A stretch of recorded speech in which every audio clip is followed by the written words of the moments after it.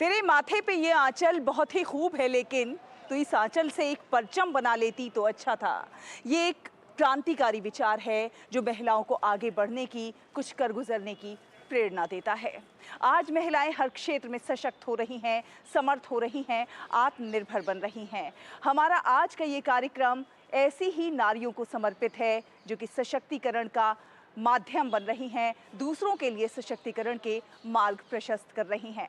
नमस्कार, मैं हूं शहला निगार और आप देख रहे हैं हमारा ये विशेष कार्यक्रम गुड न्यूज जज्बा इंडिया का।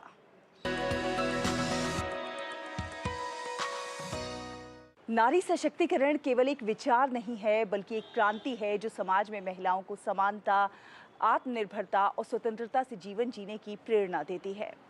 कहते हैं कि अगर एक नारी सशक्त होती है तो ना केवल अपने जीवन को नई दिशा देती है, बल्कि समाज के कई लोगों को, उनके जीवन को नई दिशा देने का प्रयास करती है। ऐसा ही कुछ प्रयास हो रहा है गुजरात के डांग में, जहां पर महिला मैकेनिक उन्होंने ना केवल अपने जीवन को नई दिशा दी है, बल्कि कई लोगों के लिए प्रेरणा की स्रोत बनी है। कैसी है इनकी कहानी, आइए जानते हैं।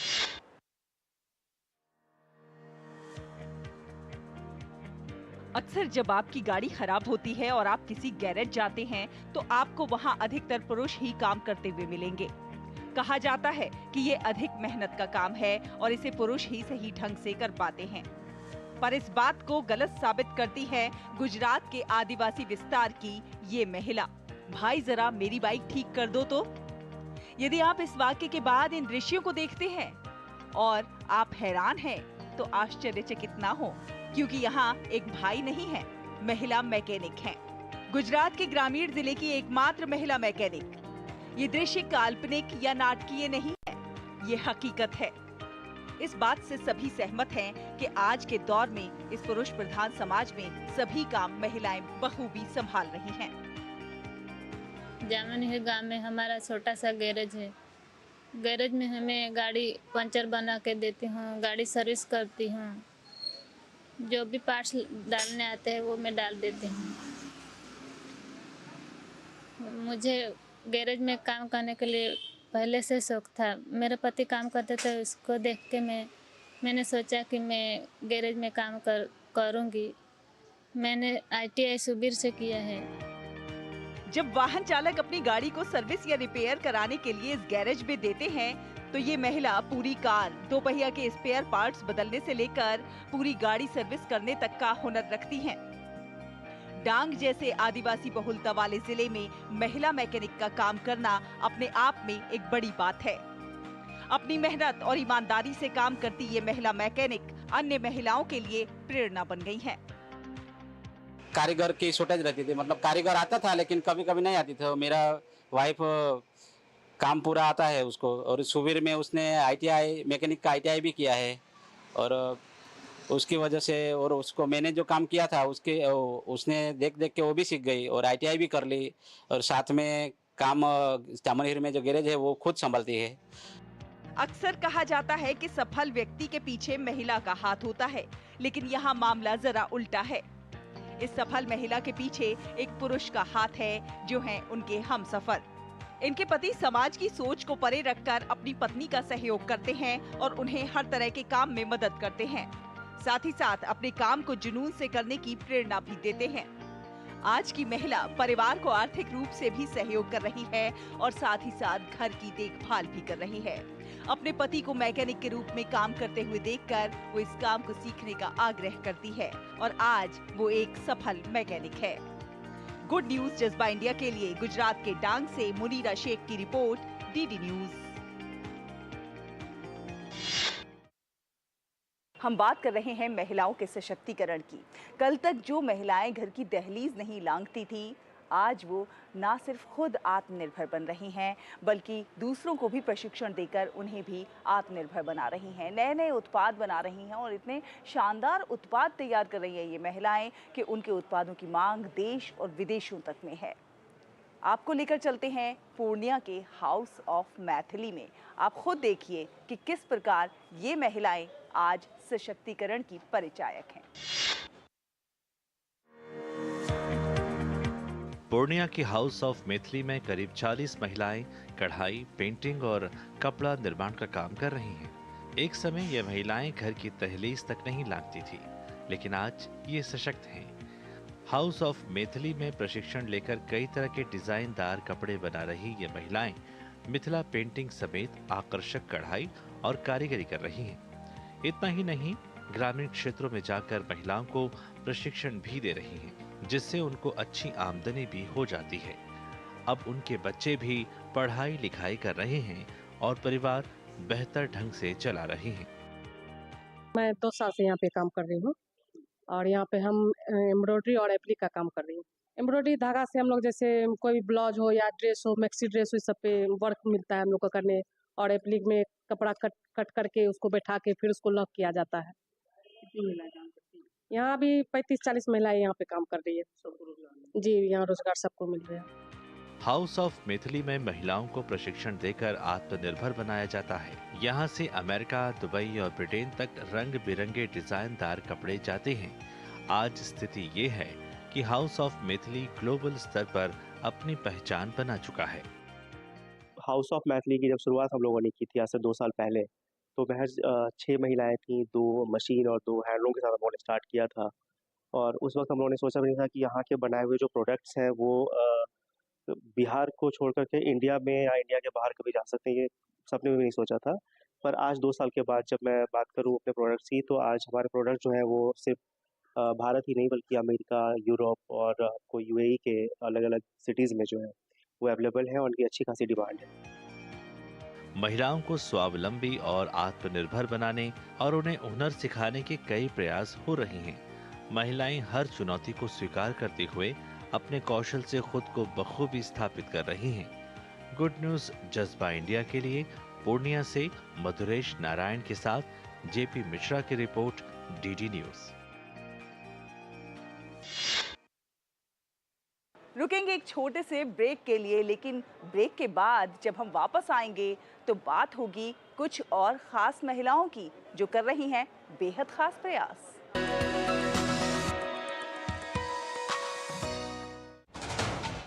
कश्मीर से कन्याकुमारी तक, कच्छ से कामाख्या तक, राज्यों की राजधानियों से प्रदेशों के कोने कोने तक, होगी हर राज्य के हर हिस्से की पूरी खबर। देखिए भारत एट 7 खबर राज्यों की, डीडी न्यूज पर।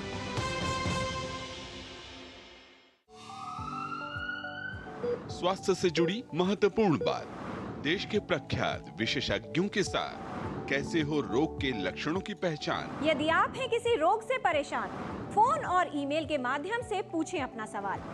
विशेषज्ञों से मिलेगा सही समाधान। देखिए स्वास्थ्य से जुड़ा विशेष कार्यक्रम टोटल हेल्थ, सिर्फ डीडी न्यूज पर। राष्ट्रीय खबरें हो या अंतर्राष्ट्रीय मुद्दे की बात, राजनीति से जुड़ा हर पहलू, साथ ही बिजनेस का उतार चढ़ाव,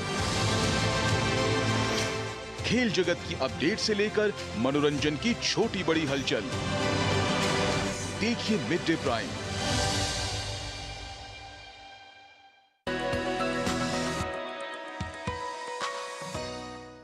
ब्रेक के बाद एक बार फिर आप सभी का बहुत बहुत स्वागत है। आप देख रहे हैं गुड न्यूज जज्बा इंडिया का, और अब हम आपको जिस महिला से मिलवाएंगे उन्हें कहा जाता है हिरन महिला। जी हाँ, अंडमान निकोबार द्वीप समूह की रहने वाली अनुराधा राव जी हिरन महिला यानी कि डियर वुमेन के नाम से जानी जाती हैं। उन्होंने अपना पूरा जीवन पशु कल्याण के लिए समर्पित कर दिया। किस तरह वो हिरनों के बीच में रहती हुई पली बढ़ी हैं और कैसे वो पशु पक्षियों की सेवा कर रही हैं, आइए देखते हैं।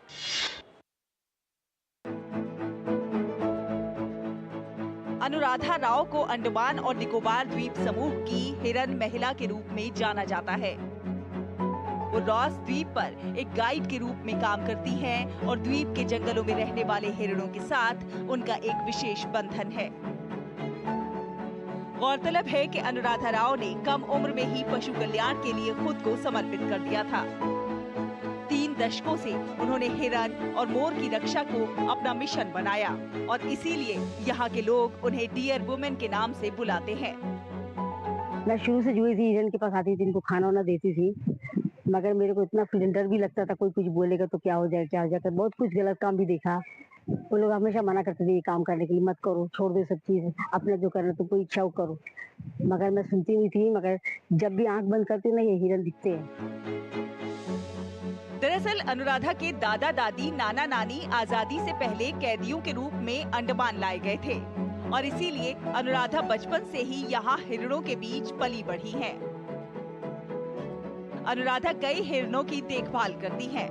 इनमें से 2 हिरन जिनका वजन 70 और 75 किलोग्राम है, 17 साल से उनके साथ है। 25 सालों से अनुराधा हिरणों का विश्वास हासिल करने के लिए काम कर रही हैं। उनके साथ समय बिताती हैं, उन्हें खाना खिलाती हैं और उनके व्यवहार को समझती हैं। आज अंडमान और निकोबार द्वीप समूह के हिरन अब इंसानों से उतना नहीं डरते हैं जितना पहले डरते थे और इसके पीछे अनुराधा राव के अथक प्रयास सराहनीय हैं। गुड न्यूज जज्बा इंडिया के लिए अंडमान और निकोबार द्वीप समूह से ब्यूरो रिपोर्ट, डीडी न्यूज। पशु कल्याण के प्रति ये समर्पण, ये जज्बा, सही मायने में इस जज्बे को सलाम है, नारी शक्ति को सलाम है। अब एक अगली खबर का रुख करेंगे। अक्सर लोग रिटायरमेंट के बाद क्या सोचते हैं कि घर पर रहकर आराम किया जाएगा, लेकिन लक्षद्वीप के कवरत्ती द्वीप पर रहने वाली के हिंडुम्बी ऐसा नहीं सोचती हैं। वो रिटायरमेंट के बाद भी उसी सेवा भाव से, उसी जज्बे से अस्पताल जा रही हैं और लोगों की सेवा कर रही हैं और अनवरत ये सेवा कार्य उनका जारी है।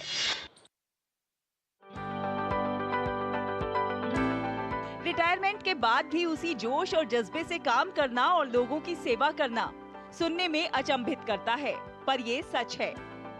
लक्षद्वीप के कवरत्ती द्वीप पर नर्स के रूप में काम करने वाली के हिंडुम्बी का काम कुछ ऐसा ही है जो लोगों को प्रेरित करता है। हैरानी की बात तो ये है कि वो 18 वर्ष पहले सरकारी नौकरी से रिटायर हो चुकी हैं, लेकिन आज भी उसी करुणा और स्नेह के साथ लोगों की सेवा में जुटी हुई हैं, जैसे वो पहले करती थीं। गौरतलब है कि लक्षद्वीप के कवरत्ती में इंदिरा गांधी अस्पताल की अनुभवी नर्स हिंडुम्बी केके को भारत के राष्ट्रपति द्वारा प्रतिष्ठित राष्ट्रीय फ्लोरेंस नाइटिंगेल पुरस्कार भी मिल चुका है। इतना ही नहीं, खुद प्रधानमंत्री नरेंद्र मोदी ने अपने मन की बात कार्यक्रम में उनके काम की सराहना की है। सामान्य नर्सिंग और मिडवाइफरी में अपना प्रशिक्षण शुरू करने के लिए वो 1968 में कोझिकोड मेडिकल कॉलेज में शामिल हुई और अपनी पढ़ाई पूरी करने के बाद उन्हें कवरत्ती अस्पताल में नौकरी मिल गई। I am very much thankful to our Prime Minister Narendra Modi ji on behalf of all the medical community of Lakshadweep. We sincerely thank you and we will continue our service to the community. We will take your words as the motivation and we will continue our service to the society. वो लक्षद्वीप की पहली nurse थी जो यहाँ staff nurse के रूप में सेवा में शामिल हुई। जब वो शामिल हुई तो कवरत्ती में 2 अन्य नर्सें केरल से थी। हिंडुम्बी ने सेवा भाव से अपना पेशा अपनाया और पूरी सर्विस उसी भाव से लोगों की सेवा में जुटी रही। रिटायरमेंट के बाद भी उनके जज्बे में कोई कमी नहीं आई। वो आज भी उसी भाव से लोगों की सेवा कर रही हैं। नर्सिंग पेशे के प्रति के हिंडुम्बी का अटूट समर्पण और निस्वार्थ योगदान प्रेरणादायी है। गुड न्यूज जज्बा इंडिया के लिए लक्षद्वीप से ब्यूरो रिपोर्ट, डीडी न्यूज। महिलाओं के सेवा, समर्पण और जज्बे की कहानियों से सजा हमारा ये कार्यक्रम अभी जारी है। आप देखते रहिए गुड न्यूज जज्बा इंडिया का।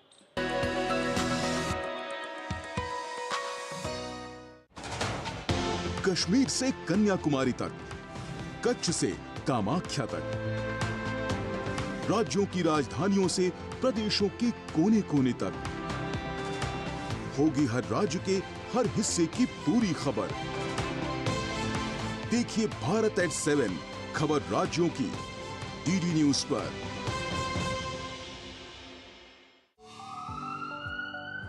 स्वास्थ्य से जुड़ी महत्वपूर्ण बात, देश के प्रख्यात विशेषज्ञों के साथ कैसे हो रोग के लक्षणों की पहचान। यदि आप हैं किसी रोग से परेशान, फोन और ईमेल के माध्यम से पूछें अपना सवाल।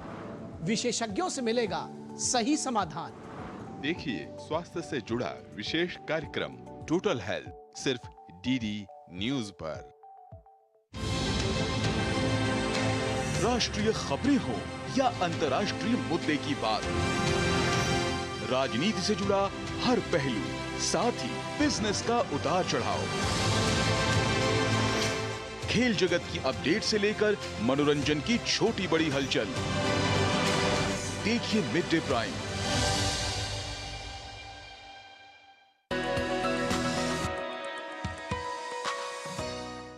ब्रेक के बाद एक बार फिर आप सभी का बहुत बहुत स्वागत है। आप देख रहे हैं गुड न्यूज जज्बा इंडिया का।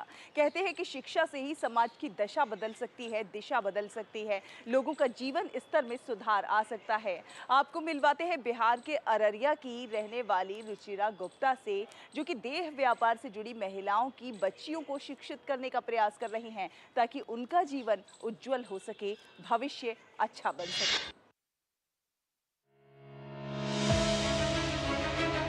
अररिया जिले के फारबिसगंज के रहने वाली रुचिरा गुप्ता पेशे से पत्रकार थीं।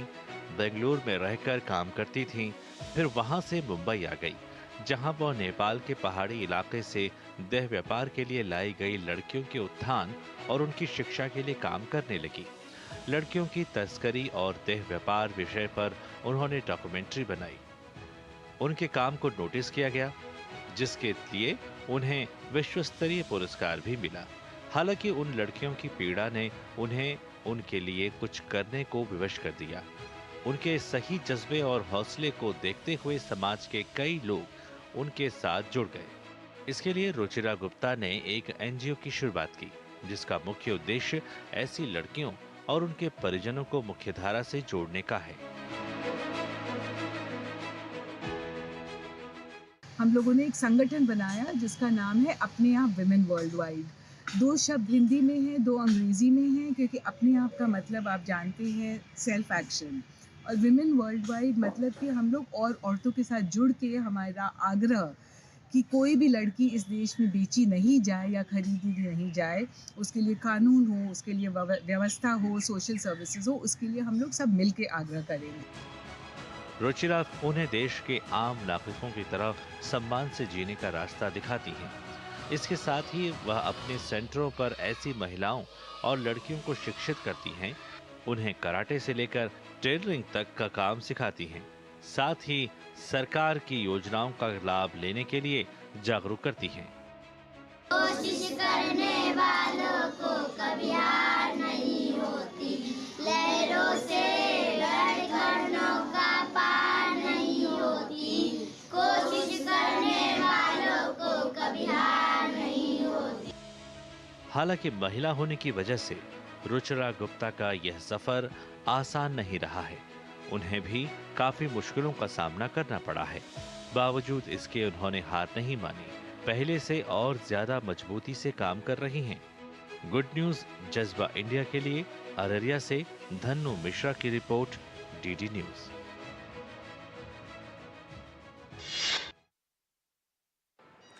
शिक्षा सशक्तिकरण की दिशा में उठाया जाने वाला पहला कदम है, और इस दिशा में बच्चियों को शिक्षित करना सही मायनों में सराहनीय काम है।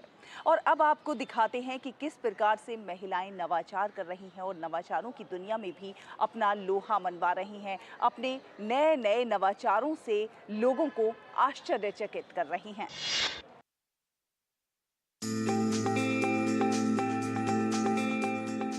दोपहिया वाहन चालक आमतौर पर ब्रांडेड हेलमेट पहनते हैं। हालांकि शिक्षिका विजय भार्गवी हर दिन एक अलग हेलमेट पहनती हैं और स्कूल आती हैं। ऐसा इसलिए क्योंकि ये हेलमेट उन्होंने खुद बनाया है। ये शिक्षिका विजया भार्गवी मैडम का शानदार नवाचार है, जो आंध्र प्रदेश के श्री सत्य साई जिले के मदकाशिरा मंडल के रेकुलकुंटा में जिला परिषद हाई स्कूल में भौतिकी शिक्षक के रूप में कार्यरत है। उनका ये क्रिएटिव हेलमेट हर किसी को इम्प्रेस कर रहा है। दरअसल स्कूल आते समय एक दुर्घटना से सदमे में आकर वो एक नया विचार लेकर आई और एक स्मार्ट हेलमेट डिजाइन करने के लिए खर्च कर दिए 2000 रुपए। तो आपको बताते हैं कि क्या चीज इस स्मार्ट हेलमेट को गेम चेंजर बनाती है।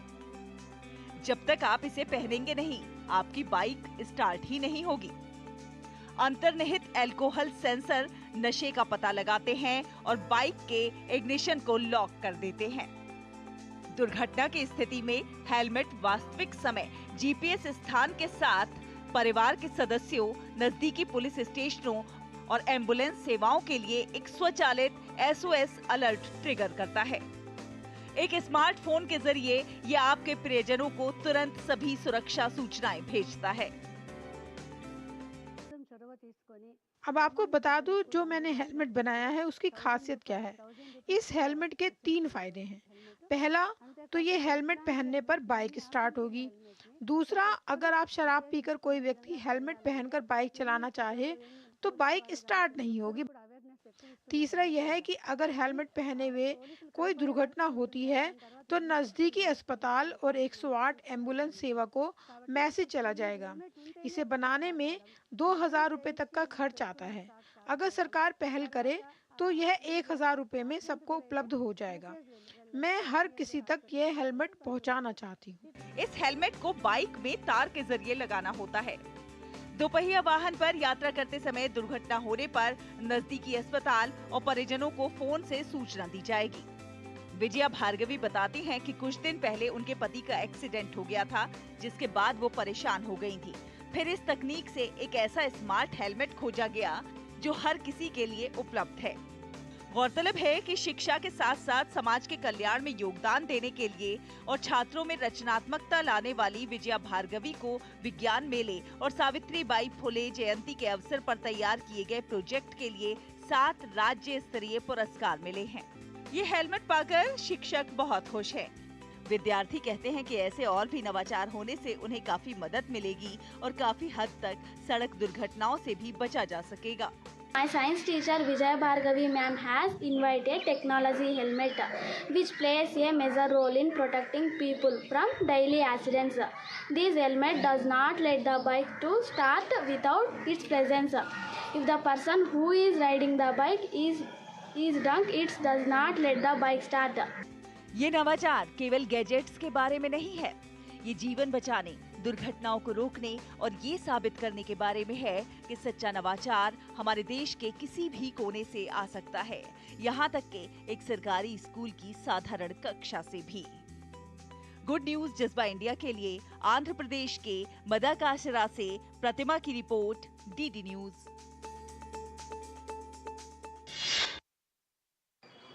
कहते हैं कि कोई समाज तभी विकास कर सकता है जब वहाँ की महिलाएं शिक्षित हों, समर्थ हों, आत्मनिर्भर हों। और हमारे देश में अनेक ऐसी कहानियाँ हैं, अनेक ऐसी महिलाएं हैं जो संघर्षों से, चुनौतियों को पार करते हुए उन्होंने कामयाबी की सीढ़ियाँ चढ़ी हैं और कामयाबी की एक अलग दास्तान लिखी है। ऐसी तमाम महिलाओं के हौसले और जज्बे को सलाम। उम्मीद है आप सबको हमारा ये प्रोग्राम बहुत पसंद आया होगा। आप हमें अपनी प्रतिक्रिया भेज सकते हैं। हमारा ईमेल ID है ddgoodnewsindia@gmail.com। अगले हफ्ते फिर होगी आपसे मुलाकात कुछ और अच्छी कहानियों के साथ। तब तक के लिए हमारी पूरी टीम को दीजिए अनुमति। नमस्कार।